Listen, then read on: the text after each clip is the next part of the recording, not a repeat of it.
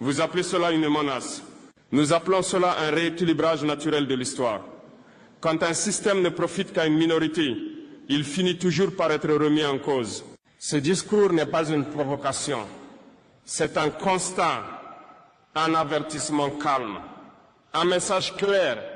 L'Afrique ne sera plus jamais votre laboratoire politique, économique ou militaire. Je vais parler d'un peuple qui comprend cette réalité mieux que tous les autres. Haïti. Monsieur Trump, si vous pensez que le monde ne comprend pas ce que vous avez fait au Venezuela, alors regardez Haïti. Haïti n'a pas besoin de rapport. Haïti n'a pas besoin d'analystes. Haïti a vécu ce que vous faites. Haïti a été le premier avertissement, premier peuple noir libre, première révolution d'esclaves victorieuse, et immédiatement puni. Puni pour avoir osé être libre, puni par la dette, puni par l'isolement, puni par l'ingérence permanente. Monsieur Trump, Haïti reconnaît votre méthode.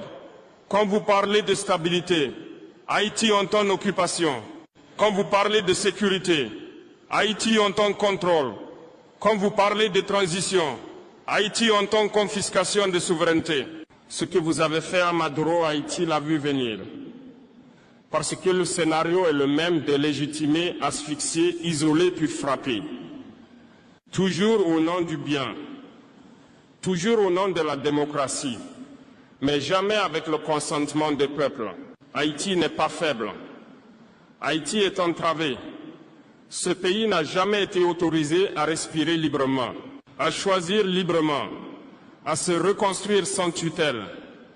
Et pourtant, malgré tout, Haïti tient encore. Monsieur Trump, comprenez ceci. Quand vous humiliez Maduro, vous rouvrez une blessure haïtienne. Quand vous niez la souveraineté du Venezuela, vous confirmez à Haïti qu'elle n'a jamais été considérée comme égale. Mais l'histoire a une mémoire. Les peuples que vous croyez brisés sont souvent ceux qui finissent par inspirer les autres. Haïti n'est pas un échec. Haïti est un avertissement ignoré. Monsieur Trump, ce que Washington craint le plus n'est ni un pays, ni un président, ni une armée. Ce que vous craignez, c'est l'unité. Diviser pour régner, votre vieille méthode. Pendant des décennies, vous avez opposé l'Afrique à l'Afrique, l'Amérique latine à elle-même, les Caraïbes à l'isolement. Toujours la même stratégie. Diviser, affaiblir, contrôler. Mais quelque chose a changé. Aujourd'hui, les peuples se parlent. Ils comparent leurs histoires. Ils reconnaissent les mêmes blessures. Et ils comprennent qu'ils ont été traités selon un seul et même modèle. Maduro, Haïti, l'Afrique, le même combat. Ce n'est pas une question de dirigeants. Ce n'est pas une question d'idéologie. C'est une question de dignité collective. Quand vous capturez Maduro, vous ne défiez pas seulement le Venezuela. Vous provoquez l'Afrique, Haïti, l'Amérique latine et tous ceux qui refusent désormais la soumission déguisée. Je ne parle pas de guerre. Je parle d'alignement.